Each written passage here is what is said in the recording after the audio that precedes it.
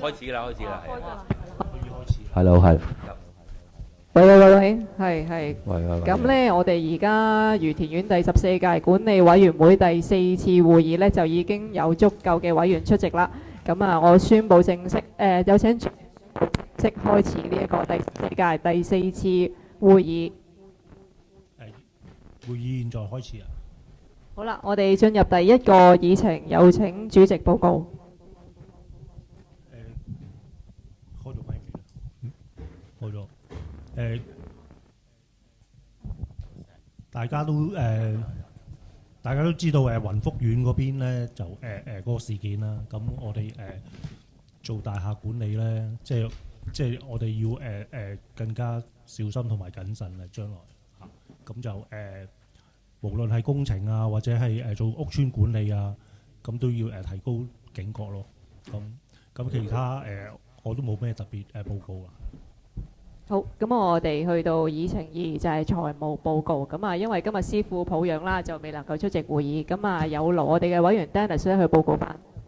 我而家就匯報翻屋苑嘅財務狀況先啦。截至2025年9月30日，喺匯豐銀行嘅儲蓄戶口有1501蚊零7仙。匯豐銀行嘅綜合戶口係有2712827個8毫9。另外喺交通銀行嘅綜合戶口有結餘為8040305個3仙。而另外一個喺匯豐銀行嘅綜合戶口呢，係貨呢個星捷嘅營運基金嘅結餘為332537個9毫3。而另外呢，喺交通銀行呢就有3筆定期存款嘅，分別為500萬、200萬同埋400萬嘅。而扣除屋苑截至2025年9月份應付未付嘅費用4679909個3毫3。再扣除更換升降機工程集資存款結餘241862蚊。現時屋苑嘅戶口中結餘呢，就為17165405毫9。但其中呢，就有289萬係2889572個2呢，係呢個管理費按金以及其他按金嘅。呢啲按金係屬於不能動用嘅，故此我哋屋苑實質可動用嘅結餘呢，就為14275828個3毫9。而我哋屋苑本財政年度呢，由2025年2月至到9月份嘅收支呢，係累計盈餘呢，係為1448784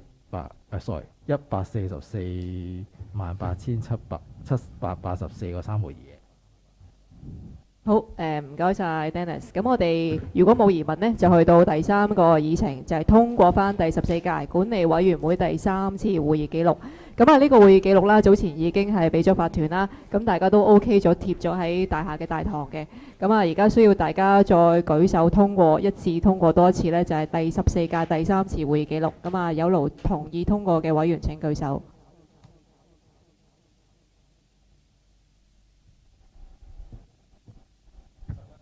係11票通過呢個第14屆第3次會議記錄嘅。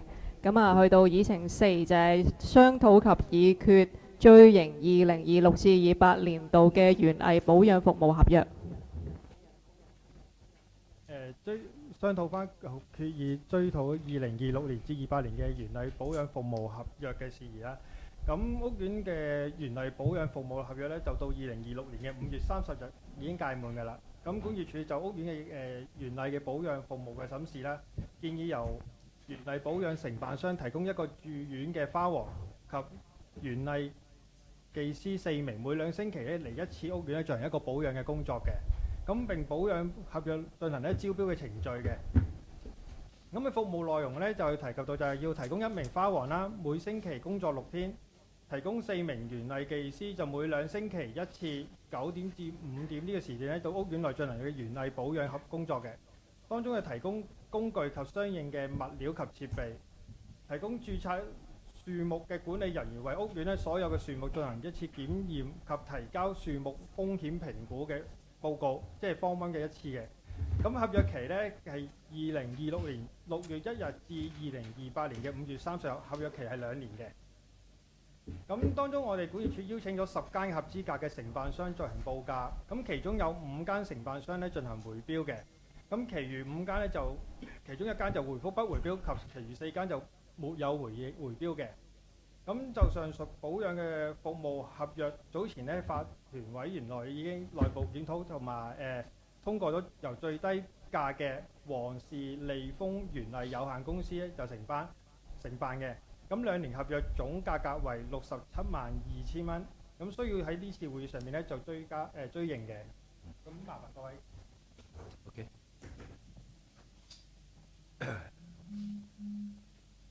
好，總有10票。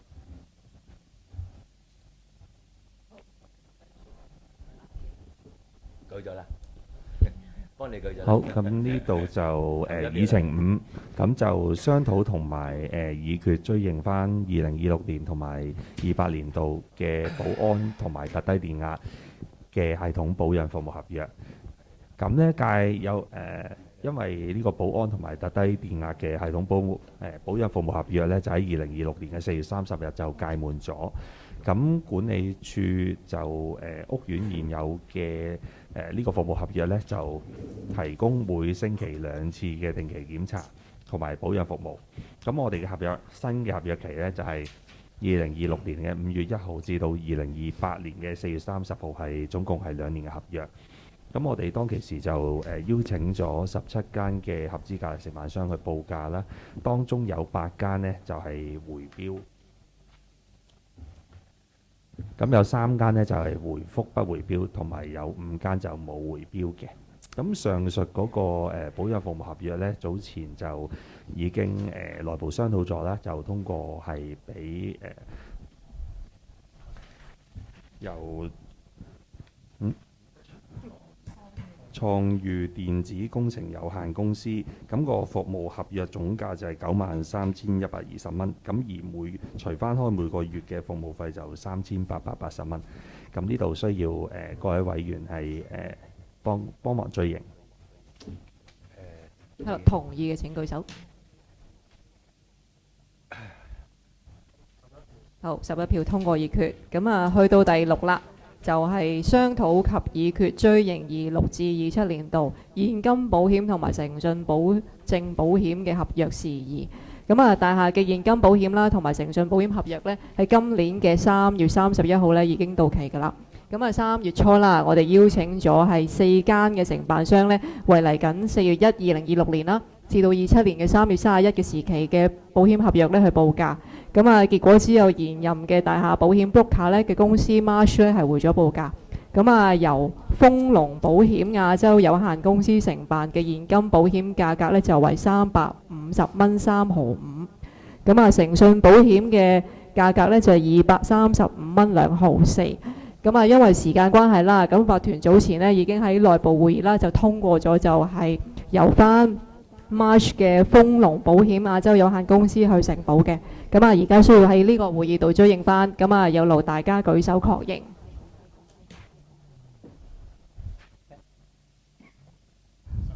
係11票通過議決嘅。咁啊，去到第7就唔該 Keep。咁議程7就係商討同埋議決跟屋苑行人通道嘅地磚嗰個事宜啦。咁針對翻屋苑行人通道嘅白碎磚有老化同埋令到即係頻繁令到居民有受傷嗰個問題，咁管業處咧就收到法團嘅指示啦。咁我哋會分階段咧去進行更換白碎磚嘅工程。咁今次喺B 座同埋 C 座之間嘅行人路段咧，大概我哋更換咧就 B 座同 C 座係 B 座同埋唔係 E 座，B 座同 C 座中間嘅行人路啊。B 座同埋 C 座中間行人路段呢，就嗰個總施工面積大概係910個平方米。咁我哋當中邀請咗18間嘅係合資格嘅承辦商報價啦，咁有8間呢就回標嘅，咁而有5間呢就係回覆不回標啦，而有5間呢係冇回標嘅。咁上述嘅工程呢，早前就已經通過內部嘅商討呢，通過由東洋工程有限公司係承辦呢一項工程嘅。咁工程嘅總價呢，就係499990。咁呢度需要有勞各位幫忙追認。阿傑呢有想有少少嘅補充嘅。係多謝我。就關於我哋換地氈嘅工程呢，我諗大家街坊都有睇到，依家而家係進行緊嘅。咁呢個係第一階段，因為我法團都有計劃呢單工程完咗之後呢，都有第2單工程會跟住做，就係個範圍就係喺馬鐵站入嚟兩邊嘅行人路，咁就接通翻 B 座車場啦，另外一邊就可能去到嗰個內園之前，我哋會停一停嘅，因為都實在係冇咁多錢去做晒佢。咁至於會唔會話後續會繼續做呢？都好睇我哋嘅財政嗰個可唔可以 handle 到呢繼續做落去嘅。咁首先就2個階段先咯，即係 B、C 座同埋馬鐵站入口嗰兩邊。咁馬鐵站入口嗰兩邊呢，我哋預算就係話 B、C 座完工之後，大概2至3個月呢，咁我哋會再揾人去報價嘅。嗰度要麻煩阿傑你去跟一跟啦，咁樣。收到，冇問題啦。OK。呢度我想提一提咧，即係今次咧，我哋係邀請18間啦。咁之後嗰啲工程咧，可唔可以公開招標咧？你點解就係公開㗎？公開招標，不嬲都係公開招標。即係呢度你講話邀請18間啊嘛。嗱，其實承辦商嗰度咧，佢升至有個系統嘅，即係佢會幫我哋去揾，就唔係我哋去揾嘅。即係佢管理公司會幫我哋去揾，可能揾10間。佢適合啲嘅承辦商去做啦。咁因為至於話揾邊間咧，就佢哋內部嘅電腦抽出嚟嘅，就唔係我哋話事去揾邊間嘅。但係呢個同公開招標應該都有即係有唔同嘅喎。即係公開招標個意思係話我登報紙，係啦，登報紙我咁呢啲會問佢哋啦，有冇可能會做到呢樣嘢？就可能真係會公平啲。係啊，公開招標係最公平，最公平。係唔係阿主席講得啱嘅？係，因為始終比較大嘅工程咧，我哋公開招標咧，我哋照報咗價先咯，即係睇下報紙登個位置幾多錢，俾你哋通過議決先。咁下一次咪照登報。因為你哋咁大間公司咧，應該有個機制咧，做嗰個公開招標嗰個流程㗎嘛，比較透明啲啦，係啦。咁咧，你既然有嗰個機制喺度，點解唔用咧？即係我哋要同我哋嘅屋苑嘅業主交代。收到。係可以考慮嘅，即係以後譬如你而家我哋嗰個消防系統嗰個優化工程咧，其實折下個款項都係大嘅，差唔多接近100萬。係。咁公開招標，我諗就會公平透明啲啦嚇，或者你哋公司都考慮下呢個問題。好啊，收到。咁樣啦。好，咁跟住下一個議程8，咁就商討同埋議決追認翻消防系統年檢之後執收嘅工程事宜啦。咁呢度有5單呢，都係喺東洋去進行一個消防年檢執收工程嘅時候呢，係有5項緊急需要嘅後加工程呢需要進行嘅。咁以下就係下面嘅資料啦。咁上述工程呢，早前就已經係喺內部商討同埋通過嘅，咁需要有勞各位委員係進行追認。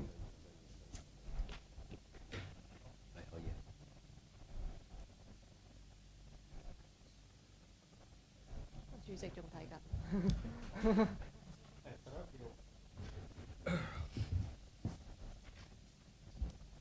好，咁跟住輪到議程9，咁都係商討同埋議決追認翻啲維修工程嘅事宜啦。咁以下嘅資料呢，有22項係由第三次會議至到而家有22項嘅維修工程係需要進行追認嘅。咁啊，詳細嘅資料呢就如下。咁呢啲上述工程呢已經係完成咗，同埋係透過內部商討呢已經係商討咗嘅。咁有勞各位委員去追認。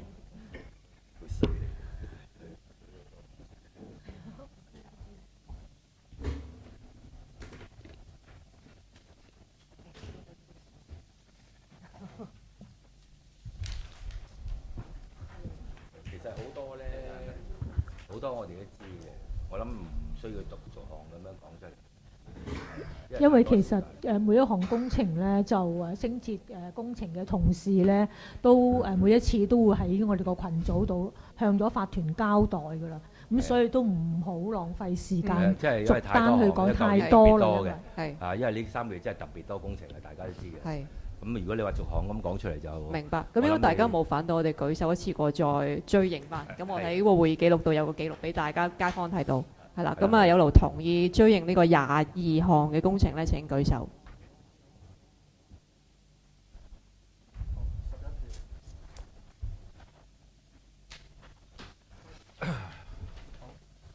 咁議程10就係商討及議決追認大型垃圾收集站嘅優化工程及使用嘅守則嘅。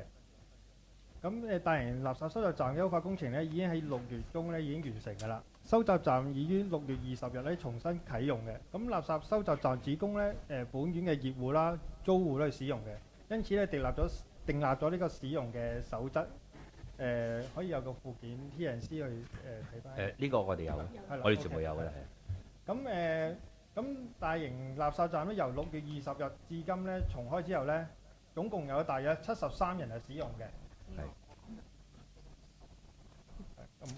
係咁啊，有勞嗰個守則咧，需要大家喺呢個會議上面都係再追認一次。係啦，咁啊同意嘅請舉手。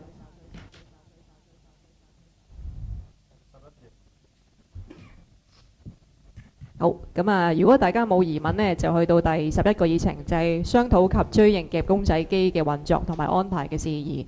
咁啊，早前法團內部呢已經通過議決，就係喺惠康個位置啦，旁邊集運櫃就擺2部夾公仔機同埋1部唱錢機。咁啊，呢3部機呢都喺6月13號呢已經開始運作㗎啦。咁啊，管理處會每個星期3啦，或者禮拜2啦，就落去收集翻嗰啲嘅銀仔收入啦。咁啊，我哋都通知咗保險公司呢有關夾公仔機嘅操作嘅。咁啊，有勞大家又要喺呢一個會議再追認翻。係啦，有請同意擺放夾公仔機嘅委員請舉手。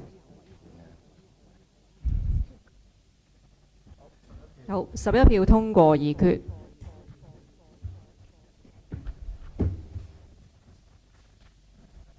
咁議程12就係商討及議決補領垃圾袋領取卡嘅行政費事宜嘅。咁因為垃圾袋領取卡咧，由今年1月份咧開始使用，咁有業戶遺失呢個垃圾袋領取卡，需要到管業處辦理呢個補領手續，咁並收取咧港幣50蚊嘅行政費嘅。咁所以而家個仲叫議決就係需唔需要更改呢個費用，同埋因為有居民反映就係呢個行政費用偏高，咁所以需要做啲。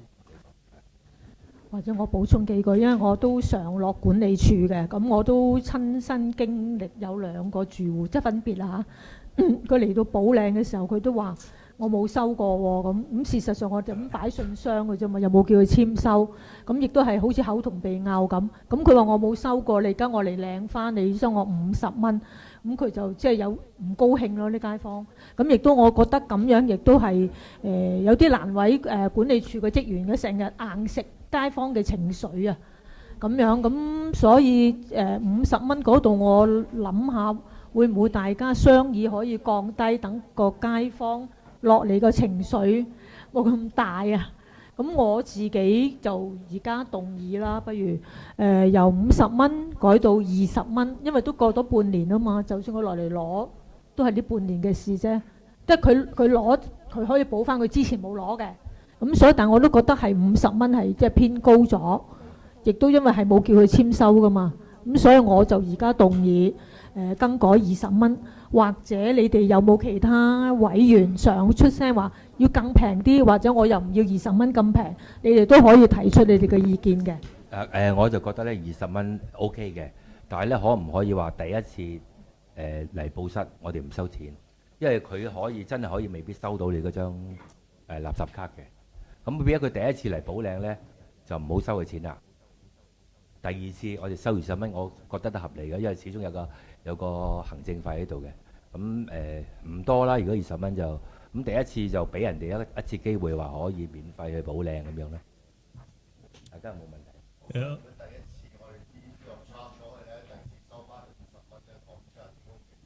誒嗱，唔好意思，我就覺得係，既然我飛出一次嘅，已經第一次我唔收佢錢，即係我俾咗你哋，即係已經俾咗機會你。我哋最緊要講明話俾你聽，嗱，你攞嘅時候，如果你再唔見嘅，真係唔好意思啦，我哋真係需要收你行政費啦。咁你小心啲，擺好啲咯喎，咁睇睇佢啦。我唔呢個得唔得？即係我就唔係講緊嗰個收幾多錢。咁頭先好似你話第一次唔收錢，第二次收錢，咁我覺得係合理㗎，啱嘅。咁同埋呢段時間咧，我發覺咧都有少少問題，就係曾經有個保安話你攞咗嗰張卡落嚟，一次過攞晒12個月都得，佢吸引嘅啫，佢吸引嘅啫。我哋應該唔可以咁做，因為攞係只能夠攞到嗰個月嘅啫。係咁嗱，呢個我哋都有記錄嘅，即係可以 check 得翻到底係咪真係預備。但係咧喺個語言交代裏邊咧，冇做啦個管理員，我諗佢冇做啊，好耐冇見佢。咁佢就係咁同翻個人講就話係㗎，你咁我因為點解咧？我親歷其境啊！我已經一早唔見咗張卡啦，我老公。好啦，咁問題就係如是者，我老公落去都問啦，咁佢哋我老公就鬧鬼我啦，喂你搞咩㗎？咁咁我講好多嘢啦。咁但係咧喺個過程裏面，因為我就一般屋企嘅同屋苑嘅事務咧，我係唔理嘅，我老公去理嘅。咁所以咧就佢落到去同個管理員咁樣講啦。咁個管理員佢就話吓，咁我冇交管理費，我嚟攞都得㗎啦。係㗎，你一次過吸晒咗，我哋係照睇卡。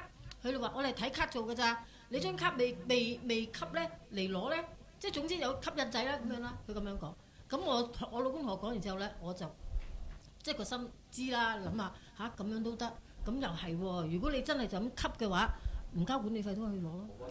嗱，我哋當初定咧點解會用垃圾卡咧？就係因為我哋其實上年都傾過好多次。如果睇管理費單咧，需要睇到佢嗰個 payment record 咧，有時有啲人用支付寶啦，或者用其他方式交錢，就要開翻個 app 或者開翻去嗰啲繳費記錄。咁啊，有陣時啲保安年紀比較大，即係比較難去做到呢個動作。咁所以之後就傾咗大家一致用垃圾卡。咁因為橫掂膠袋其實民生每個月都會俾足份量嘅，咁啊都係服務街坊嘅啫。咁啊照用垃圾卡啦。咁如果喺呢方面，如果係咁樣嘅話咧，咁變相咗你哋又要同啲保安要好好溝通啦。我諗未必會係可以攞晒12個月啦，因為佢可能係戲言啦，但是呢啲説話就你冇理由教個業主啊！你一次過攞晒去啦咁樣係咪？佢只可以攞之前未攞，即係譬如假如佢年尾12月嚟一口氣攞翻之前嘅就可以，係啦，未發生嘅就唔可以咯。但是而家嗰個已經，我諗佢係離咗職嘅管理員就已經係即係同我先生就係話係㗎啦，你咁啊你係咪你總之張卡你嚟攞晒都得。咁我老公就好詫異就話吓，咁我冇交管理費，我攞晒佢，我之後唔交管理費都得啦咁我呢對我就唔係好記得佢點應佢啦。我諗咁樣咯，即係我哋依家當我而家係8月咁計啦。8月之前嘅你未攞嘅可以要攞啦。係咯。8月之後嘅就唔可以攞。咁呢一樣嘢就你哋相對咧要同係啦，你哋要可以我哋再同保安講講。如果唔係有陣時有啲替價或者乜嘢唔知，走嚟話咁我攞埋下個月攞費，下個月唔得閒，我又驚唔見到張卡，一次過攞晒佢喎。哦。喂，你預攞你咪個個街坊都攞晒12個月㗎嘛？我哋冇咁多貨。係咯，就咁決定啦。係啦，我就贊成頭先所講，我哋第一次補領咧係真係酌量啦，唔收啦。咁但係之後咧，其實收翻50蚊，我覺得 OK 嘅。係。我想講一講。即係我聽完你哋講咗咁耐咧，我有少少疑問咧，即係譬如依家係認卡就攞垃圾袋啊嘛。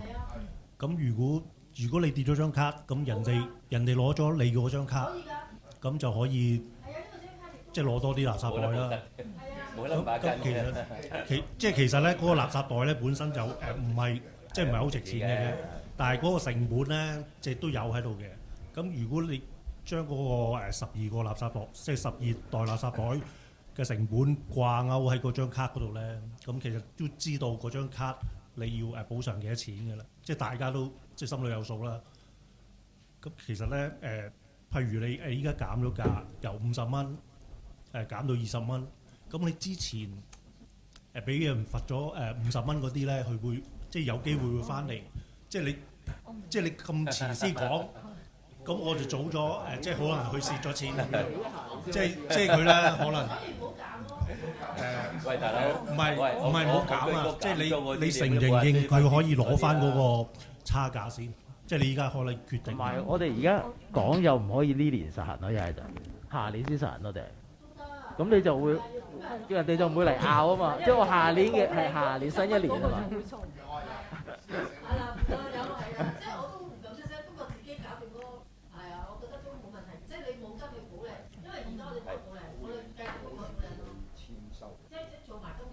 即係其實如果呢個係唔係好急嘅咧，可以再傾一傾先至下一次先決定。既然咁樣咧，我覺得嚇，我自己覺得咁，我哋應因為該都有啲檢討埋用呢張卡補領嗰嘅啲成效咯，我覺得。垃圾卡嗰啲咧要佢簽翻收，即係你當然你哋會登記啦，咩單位咁樣，但係都要佢簽翻收，係啦，有記錄就得啦，有簽收㗎。咁我哋係。喂，其實我都 buy 你嘅50蚊嗰度嚇。我係攞咗垃圾袋嘅，有登記嘅。有我嗰有表嘅，有表嘅。有表，但係佢冇 mark 住我哋係用以前嗰張即係管理費單。唔係啊，今年全部用卡㗎嘛。我哋好似出咗通告喎。依家已經唔接受嗰個管理費單。係我哋而家唔接受管理費單㗎。冇㗎啦，今年冇咗嗰個。冇咗。今年開始張卡用晒加卡㗎啦，今年用晒卡。即係依家應該係用一種嘅啫，如果唔係佢咪可以攞兩次咯，即係佢可以攞兩次㗎咯。係啊，冇認管理費單㗎啦，因為有啲自動轉帳係冇收據㗎嘛，或者用 Alipay 嗰啲冇收據㗎嘛。哦，即係舊年嗰啲就係啦，但係今年嗰啲唔會㗎啦。嗰啲我哋應該。舊年嗰啲我哋都係追12個月啫嘛。係啊。係啊。咪仲有幾個月？咁嗰啲佢咪要攞翻，即係佢而家要攞翻舊年嘅11月，佢咪攞舊年11月嘅管理費單嚟咯。佢攞咪俾佢咯，即係好坦白，佢攞咪俾佢咯。有喺度嘅。又唔係話乜嘢嚇？係啦。咁我哋係決定係sorry，我哋係決定20蚊定50蚊。不如咁，我都聽到大家意見，或者我統一咗，係咪咁樣？就統一就係第一次領嘅時候就免費補發俾佢，之後佢再嚟話唔見咗呢，就要照舊收翻50蚊不變。咁而呢個新措施呢，就係出年2027年開始先至實施。如果係咁嘅意思，我哋今次都可以議決埋咯。同埋我補充一點咧，點解初話每12個月出一張新卡？因為印呢批卡每成1000幾戶啦，其實個成本啲卡都係成本幾廿蚊嘅啫。咁所以想簡化咗呢個程序咧，就我諗每年印一批，每年一批。如果唔見咗，咁咪下年再攞咯，就係咁樣簡化嗰個程序咁解啫嘛。所以有啲人話，如果唔見卡嘅話，咁你可能唔 care 嘅啲垃圾袋你先買，跟住到等出年有張新卡嘅繼續攞垃圾袋都 OK 嘅。其實我覺得。即係今年維持，如果唔維持現狀啦，係咯，俾錢啦，係咪？即係出年先開始新措施咯。新卡開始就新。係啦，因為啱啱主席都講話唔公平嘛，對於舊嘅住戶，俾咗50蚊嗰啲。係咯，咁你俾50蚊就唔見咗啲。係嗱，咁我哋呢一度今年2026年啦，就維持住如果唔見咗垃圾卡嘅住戶嚟補領就50蚊。由2027年1月份開始咧，就如果要補領第一次係免費嘅，再第二次補領就50蚊。咁我哋喺呢一度議決係啦，有勞大家舉手。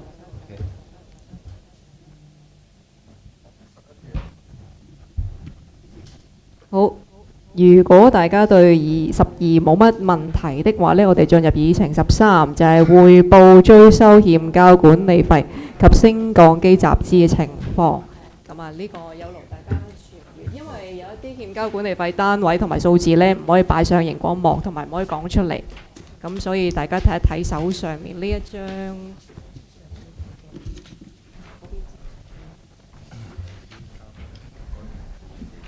係啦，咁啊，大家睇翻手上面而家派咗嘅呢一張 Excel 表啦。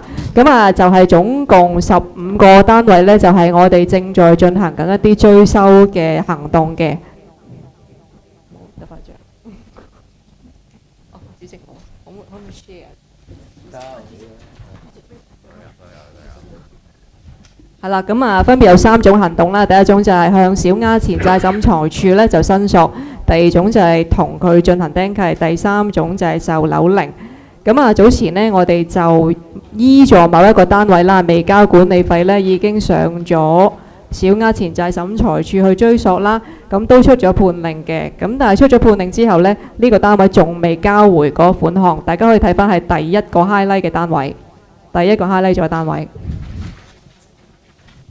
咁因為去小額審裁處已經冇咗個作用啦，咁大家早前都係動議咗呢，就去進行一個釘契嘅服務，去追收翻釘契嘅服務。咁啊已經通過咗議決㗎啦，就由翻現時嘅法律顧問啦、圈士啦、合約之中嘅額外釘契服務呢，就去為依助呢一個單位進行釘契。咁我哋需要喺呢一個會議呢，再追認翻呢一個嘅議決嘅。咁啊有勞大家再舉手同意。委任圈士以3500蚊去為依助呢一個單位進行釘契。係，咁11票通過。咁啊，另外早前啦，我哋已經通過咗呢，由范紀羅江呢係處理4個單位嘅售樓齡。咁啊，就係 Excel 表入邊最底4個 highlight 咗嘅單位。咁啊，金額就係比較大啲嘅。咁啊，范紀羅江向呢4個單位發出咗最後通知書之後呢，都未收到業戶係回應啦，或者交翻啲欠款嘅。咁啊，所以而家佢哋就suggest 進行下一個階段，就係為呢4個單位呢進行估價嘅。咁啊，而家由范紀羅江呢就提供咗2間嘅估價公司嘅報價。係啦，大家可以喺個 PowerPoint 度見到第一間就係測建行香港有限公司，就係34,000蚊每一份。第二間就係永利行平直顧問有限公司，就係3萬蚊每一份嘅。咁啊，呢個需要大家舉手議決。呢個係由范紀羅江即係幫我哋做緊 order for sale 嗰個律師行去做嘅一個。你4個單位一個價錢啊？每一份係3萬4或者3萬蚊。呢個錢可以個錢贏咗數，我哋可以傾翻嘅。莫秘書都有向范紀羅江查詢過，係可以追溯翻嘅向單位。平嗰個啦，問咗嘅。唔係平嗰個啦。平嗰個啦，OK 係咪要追？係咁啊！大家都同意係咪同意使用呢個永利行平直顧問有限公司3萬蚊每份進行呢個估價嘅？請舉手。係11票，咁就3萬蚊乘4份啦。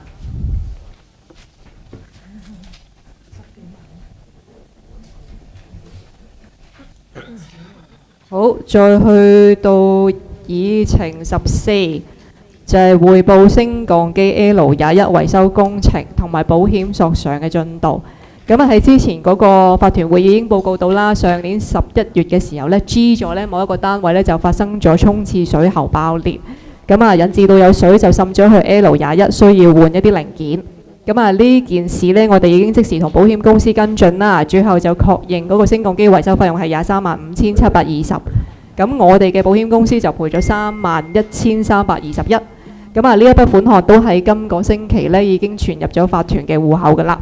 咁啊之後呢，我哋都有同事發嘅單位啦嘅保險公司去跟進翻個索償。咁啊收到佢哋保險公司提出一個 offer 就係17萬。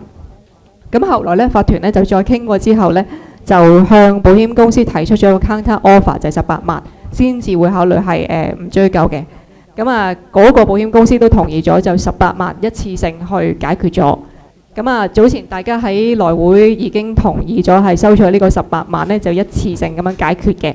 咁啊，而家嗰張 discharge form 啦已經簽翻俾保險公司，咁啊等待個賠償金額咧就發翻去法團個戶口。咁啊喺呢個會議咧就需要大家再追認翻係同意收取保險公司嘅18萬咧，去一次性解決呢一個嘅意外。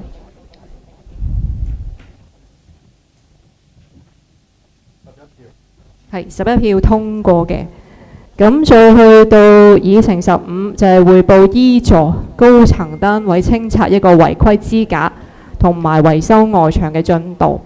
喺今年4月嘅時候啦，我哋發覺醫助有一個單位呢就有違規加裝花架嘅。咁大家可以睇睇 PowerPoint 呢一個位置。咁啊，依附嗰個公用牆身啦係出現損毀啦。咁其實咧，大家都應該喺屋苑咧都見到其他單位咧都有裝到呢一啲嘅花架嘅。咁啊，我哋發現咗之後啦，都有通知翻涉事嘅業主咧，係需要拆翻個花架啦，同埋還原翻個牆身。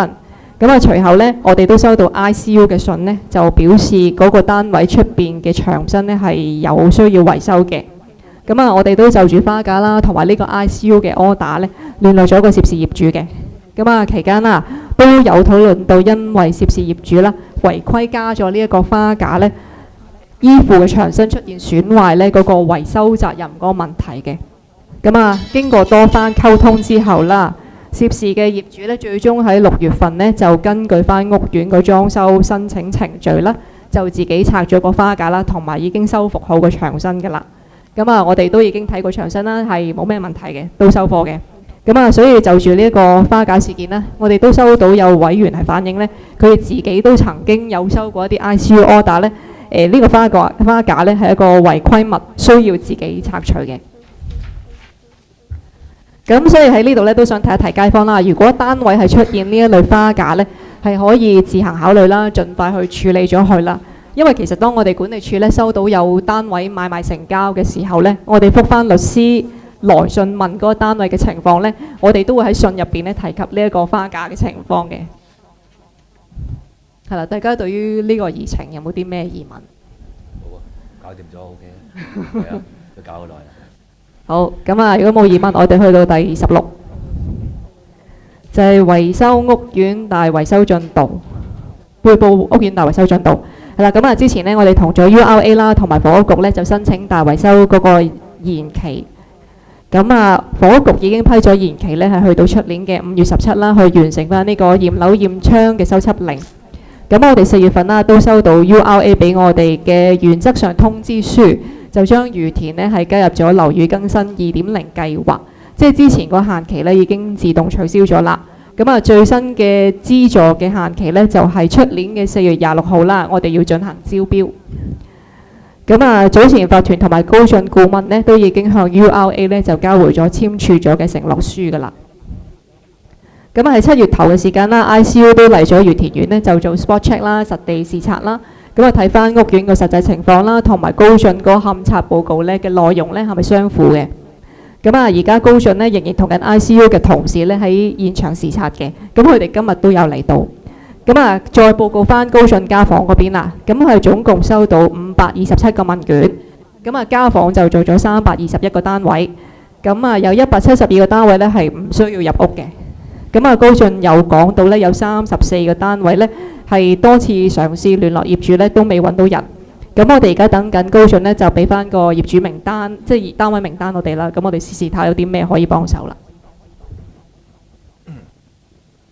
大維修呢一度，大家有冇啲咩疑問或者需要討論嘅地方？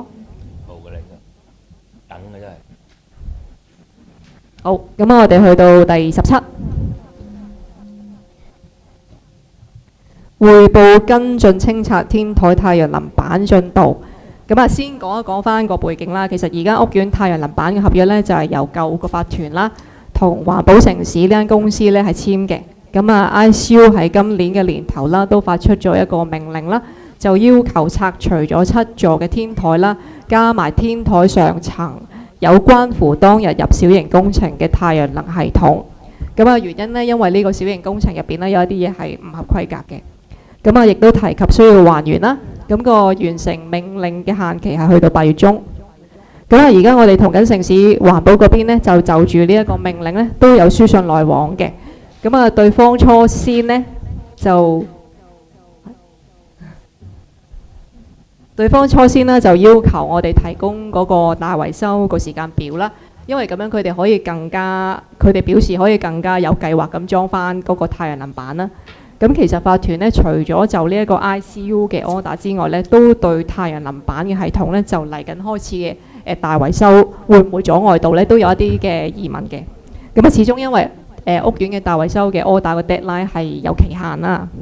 咁後來高進呢都發出咗一個信件啦，就表示天台嘅太陽能板呢係必須要拆除呢，係先至可以開始啦，同埋進行到大維修嘅。咁啊，就住有居民呢都提出咗太陽能板對於消防安全嗰個疑問啦。咁我哋都之前聯絡咗消防處去到天台視察嘅。咁啊，而家就等緊防火組嗰邊就對於佢哋嘅系統俾一啲 comment， 睇睇有冇一啲長遠嘅消防隱患。sorry。佢防火組到上次傾完個10日之內會覆我哋幾時會嚟再嚟去睇噶嘛？但係呢邊未收到回覆嘅，係啦。會唔會追一追嘅咧？可以再追10個工作天咯，差不多咯。我哋都係上個禮拜頭係咪啊？我諗都差唔多有10日㗎啦，應該。好啊，我哋再追。或者再追一追佢，睇下佢幾時會嚟。即係消防安全組就答應會嚟，但係只不過係未俾到個日期我哋啫。佢會回覆俾一個意見，因為上次咧消防組嚟到嘅時候咧，嗰組就話佢哋負責睇即時危險嘅情況嘅。咁睇咗暫時就冇阻塞到一啲通道，咁都 OK 嘅。咁但係至於呢個設施有冇一啲長遠嘅設計嘅隱患，即係可能對於天台逃生啊，或者會唔會好容易起火嘅問題咧，就要等防火組嗰邊再研究。咁另外咧，我哋都想睇翻呢當時咧環保城市咧係點樣申請呢個小型工程啦，咁就確保翻今次 ICU order 呢個事件係唔會再出現啦。我哋曾經問過城市環保啦，就攞翻佢哋當日咧就入小型工程嘅一啲文件嘅，咁啊暫時都係收到佢哋交翻嚟嘅一啲供電系統嘅文件啦。咁啊，我哋都嘗試緊係上網咧去睇睇會唔會揾得翻，即係當其時佢哋上小型工程嘅文件。係啦，咁啊，而家我哋嚟緊都會再去信俾環保城市啦，就為嚟緊嘅清拆還原呢，就攞個共識。咁啊，大家傾傾到底個標準係啲咩啦，同埋期間佢哋要遵守嘅一啲屋苑守則嘅。咁呢個稍後我哋喺會議之後就會繼續再傾個詳情。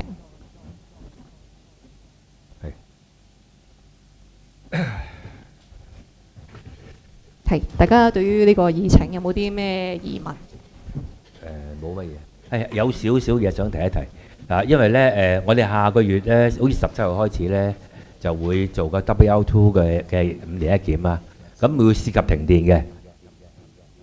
咁啊有街坊咧就好就同我講啊，唔止一個噶啦，佢話對上嗰5年前咧嗰個停電係提早咗，搞到佢哋咧係以為有 lift，但係咧就到時一出就嚟咧10點鐘就已經可能之前啦，或者40分50分咁樣就停一電，搞到咧佢哋係落唔到樓嘅，因為住得高嗰啲老人家落唔到樓，所以今次就希望你哋把關把好啲，即係佢可以遲閂電，唔可以早。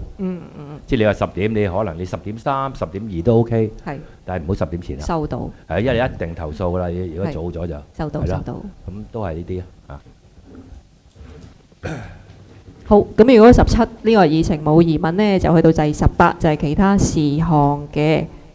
咁啊，因為呢個星期尾啦都會打風啦，咁其實我哋今日工程部嗰邊都做咗好多準備啦，就係清理翻啲渠啊，又叫清潔掃翻啲樹葉啊，諸如此類。咁啊，為緊嚟緊呢個星期尾就做準備㗎啦。係啦。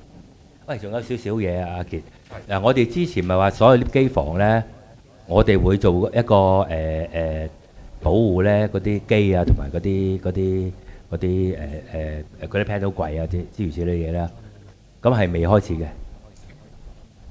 嗰度呢就其實初步揾咗一啲嘅物料嘅報價，咁亦都揾咗師傅有個初步報價，咁但係我哋都希望可以我哋追緊幾間呢，就希望可以攞多少少報價呢。因為咁啊，因為譬如你城市環保，你下個月開始拆，我當下個月開始拆。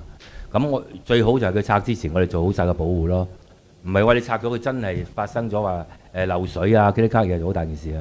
因為我哋全部新 lift 嚟嘅。收到。咁嗰度即係着緊少少啦。如果佢話決定係咁樣做嘅，咁就盡快啦，啲物料翻嚟嘅，到時都係揾承辦商做嘅啫，係咯。咁嗰度着緊少少啦。收到收到。即係希望佢拆之前，我哋可以做好晒個保護，咁就會大家安心啲啦。收到收到。好，其他事項呢度都仲想講一個啱啱今日新鮮熱辣呢，就係我哋近期呢發覺 A 座嗰邊呢好經常性發生高空雜物，咁啊 Matt 可唔可以分享一下呢最近嗰幾單？A 座近呢個化寶桶嗰個位置呢 A 座咁近呢一個7月份呢，總共有大概3至4次嘅高空雜物事件出現咗嘅，咁其中2次。已經有住戶去自行去報警去做一個處理，咁警方亦都到我哋屋苑呢進行一啲叫搜證嘅程序嘅。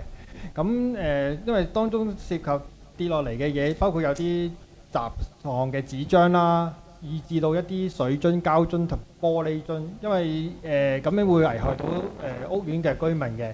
咁警方嗰邊呢，亦都有啲勸喻問我哋嘅屋苑會唔會建議加裝一啲CCTV 去做一啲監控。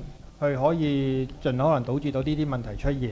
咁同時者，我哋管業處呢，已經就近喺我哋啲情況啦，已經不斷去發放一啲高空雜物嘅通告喺各個座嘅情況，去通知翻居民呢個高空雜物嘅嚴重性嘅，係啦，咁樣咯。係啦，咁其實通告我哋出晒啦。咁之前都曾經試過，因為有人高空雜物，所以圍封咗個位置。咁但係我哋都希望其實公家地方係可以俾街坊去使用嘅。咁所以呢度都呼籲翻盡量街坊都有翻個公德心啦。咁啊，另外都法團可以都探討一下，會唔會喺嗰啲位置可能裝翻啲閉路電視咁樣。因為呢個都係警察嗰邊建議，因為都嚟過幾次，佢哋都有講到。咁我哋照報翻俾你哋知。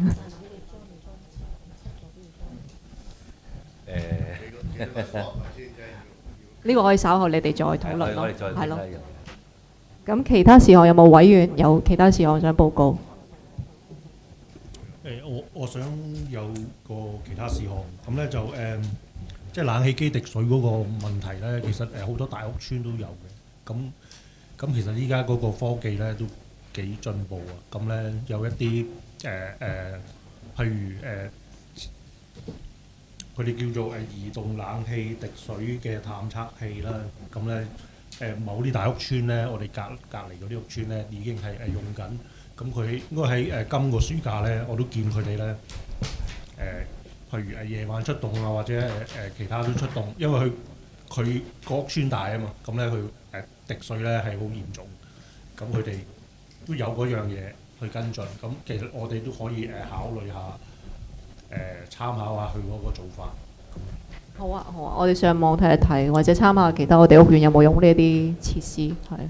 係啊，因為我見過佢可能佢都擺咗喺個YouTube 上邊咧有啲咁嘅片咧，佢係點樣用、點樣運作咧，佢都好仔細咁樣。即係講解咁樣嘅。好啊。我唔知市面上。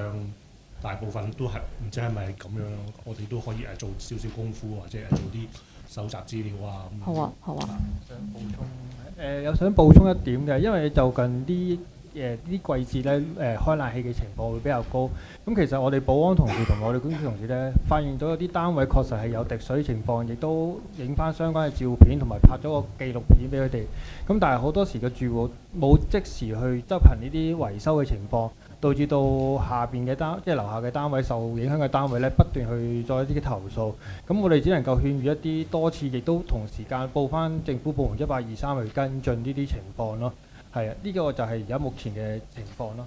即係有發現到，但係問題就係住戶本身都希望係大家去配合翻呢個情況，去維修翻個冷氣機個滴水問題。其實1823咧，佢最先收到你嗰個1823咧，佢都會問翻嗰個投訴嗰個人咧，你有冇通知你自己嗰個屋邨嗰個管理咁樣嘅？咁其實第一步咧，應該都係要經我哋屋邨管理咯。咁如果佢冇經咧，都冇問題嘅，佢咪照報1823咯。不過1823可能佢都會問翻嗰個投訴嗰個人有冇做呢個動作。因為1823嗰邊嘅，其實我哋都有同佢哋緊密嘅聯繫，有個姓高嘅負責人係負責我哋呢個屋苑嘅。咁亦都同佢有聯繫，就話我哋相關互通一個消息，睇下點樣去協助居民去處理呢啲情況。因為只不過佢哋都同樣同我哋面對一個困難，就係已經可能出信或者通知俾翻住戶，但係確實時間喺一段日子後都仲未維修到呢個情況出現咯。其實都好多，即係大家都知嘅啦，好多真係唔理嘅，啲居民佢係睬自己傻嘅。咁呢樣嘢就好似我哋都冇乜辦法，因為我哋只可以係咯。佢應該有個規例咧，即係如果漏水辦嗰邊收咗你嘅 case，佢會發一封信俾你，就如果你幾天內唔整咧，就每天會罰錢嘅。咁我都係由翻政府嗰邊去執法咯。係啊。嗰個應該係衞生，即係衞生條例嚟嘅。係啊。係應該滴水嗰個係衞生條例。漏水辦。佢會跟進同埋罰款有個罰則喺度嘅。咁其實交咗俾政府咧，咁佢哋會跟進嘅啦，係啊，即係我哋係啊，我想問，咁管理處如果譬如你明知個住戶同佢溝通過，佢都唔做任何嘢，咁我哋會唔會主動去聯絡呢啲政府部門㗎？我哋服務街坊最主要都係想即係互相鄰里關係好嘅啫，即係我哋都唔希望去咁樣舉報啲街坊嘅，不過都係希望街坊盡快自己自動自覺整翻。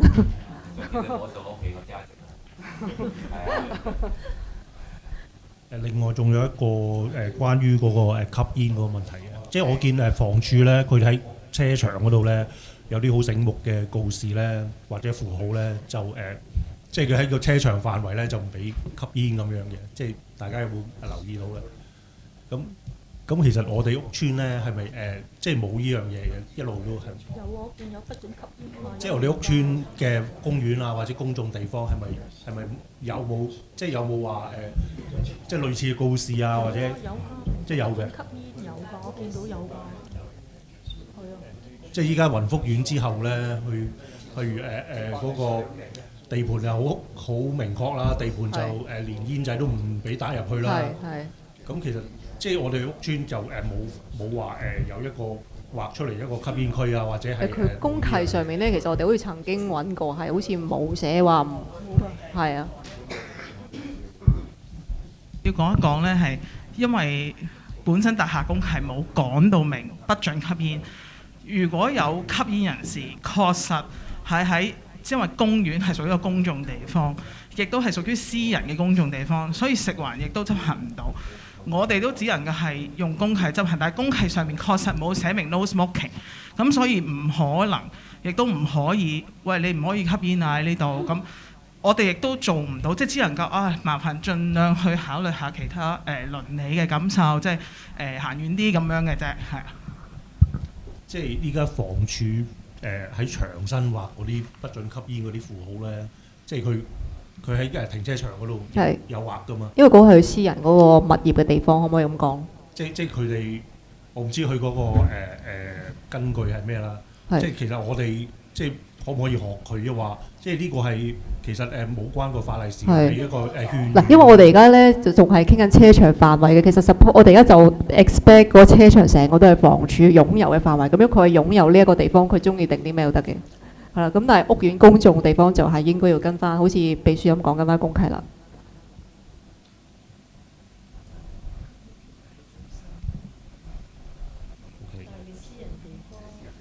我哋可以出翻。條例唔屬於我哋呢個私人屋苑嘅公園範圍，唔可以用於喺呢度。咁其實我哋執法唔到啫。咁其實做多啲勸喻嘅係咪？係啦，啲字啊，請勿吸煙，或者即係你整大對眼喺啲，唔係冇用，但係咧有啲人嘅心態咧會覺得咧，即係見到佢又仲食咧，自己嗰個嗱有啲有收嘅可能會如果平台即係咁樣整咧，我都唔反對嘅，因為確實真係好近一樓，亦都好妨礙一樓嘅街坊咁。但係你話公園確實真係低咗幾層啊！咁亦都對我自己唔係呼吸人士啊，咁但係亦都對確實嗰啲人士亦都唔公平。咁唔通叫佢你真係要行出御田園範圍紅磚嘅你先有吸煙咁？亦都講唔通係。係即係同埋我哋就算整啲告示都係整嘅啫。其實即係其實你話作用有冇？如果有啲有品啲嘅可能有嘅，咁如果無賴嘅你點整都冇用。係啊。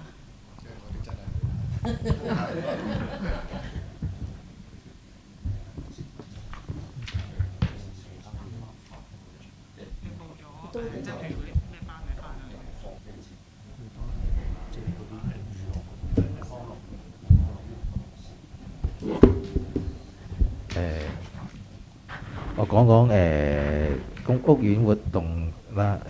由上次開會到現時期間呢，屋苑繼續有恆常舉辦嘅有消肢健體班啦、成人歐職班，同埋我哋有舉辦到一個端午敬老愛心粽活動啦，同埋有同五旬節會沙田樂合作嘅長者延展活動。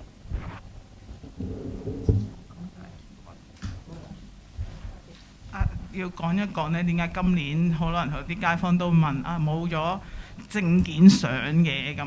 係嘅，今年特登唔搞嘅，因為確實呢，上年再搞已經連續3年，確實少咗好多人。咁我哋亦都 fulfill 唔到photographer 嘅最低要求，咁所以都希望今年暫時停一停，睇下下年啦，大家如果踴躍參加嘅，我哋就再繼續。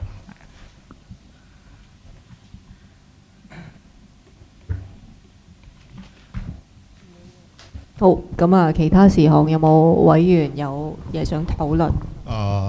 我真係落樓下嗰時咧，見到咧我哋嗰啲回收桶咧，就真係人開回收桶攞膠樽嘅。咁我唔知真係可以用咩方法啊！我諗下嘅，既然係人回收，佢攞咗都係拎去俾人回收嘅啫。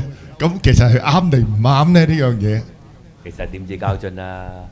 即係我知，即係我見佢話開膠樽個桶啊，咁直情佢開到個桶嘅喎，我淨係揀嘅慢慢喺度嚇，咁好啲。今次係冇即係將其他嘢掟出嚟，佢喺入邊揀咗拎咗嘢走啫嚇。以前嗰見嗰啲咧仲衰，直情好似倒垃圾咁嚇翻出嚟，咁你跟住話再仲要同佢清垃圾嚇。咁呢個唔知有咩可以做到，真係。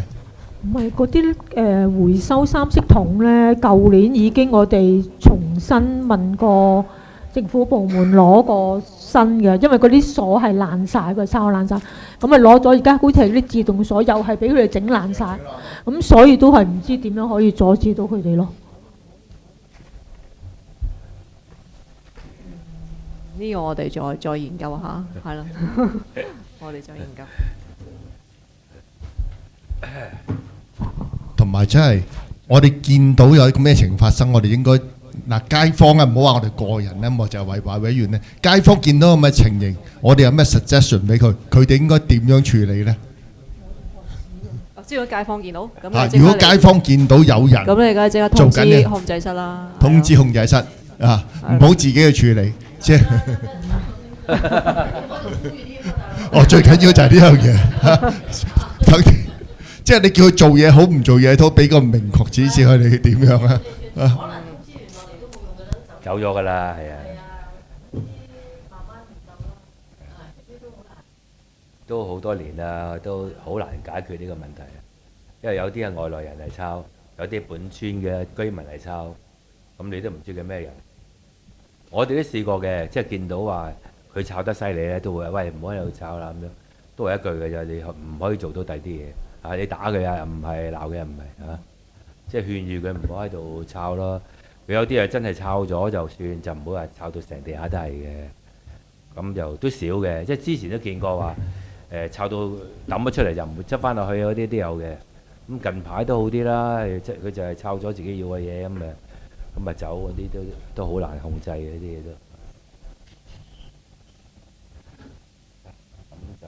都。好，其他事項仲有冇嘢想討論？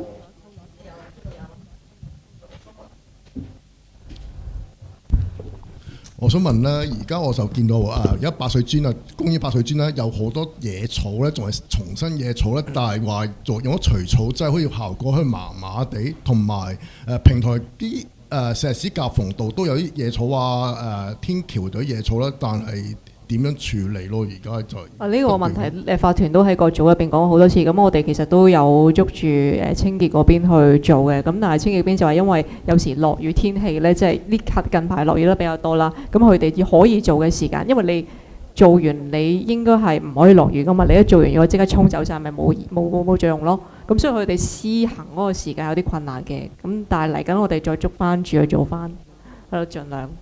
即係你講除草劑啲。係除草劑。我有問過 Lisa 嘅，佢就話冇乜用。佢話有落㗎，但係都冇用咁樣，我又唔明點解會冇用啦。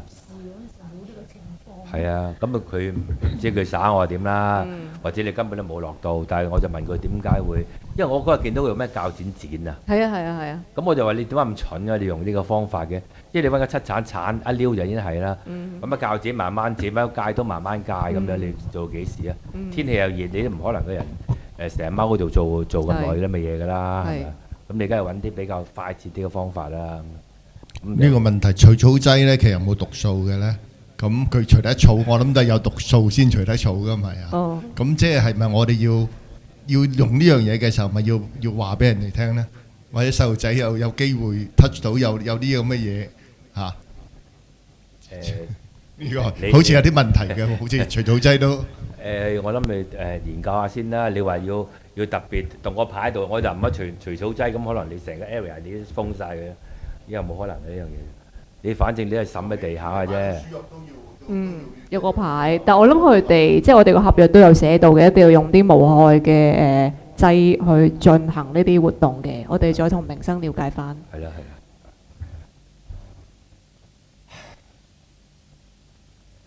即係講開話草嗰啲咧，其實有兩道天橋嗰個角咧，舊年寫揮春嘅時候，阿傑已經同我哋清咗一次，但係好快又生翻出嚟，即係類似啲樹根咁。其實嗰個明生係咪佢嘅工作範疇，或者佢做唔做到，定係要揾園藝公司去清除咗嗰兩個天橋嘅樹？因為嗰啲樹根其實真係會掙爆啲石屎喎。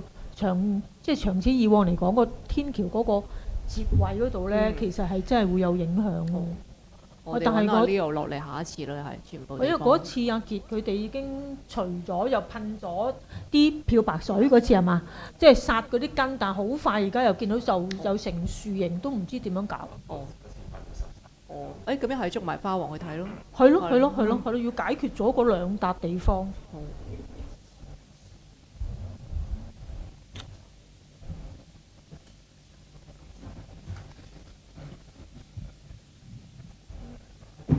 好，第18個其他事項冇啦，冇其他嘢討論。咁我哋去到19就係回應旁聽者提問。我哋今日咧有個街坊咧參加我哋嘅會議，就係李女士嘅。咁李女士有冇啲問題想喺呢個會議度問？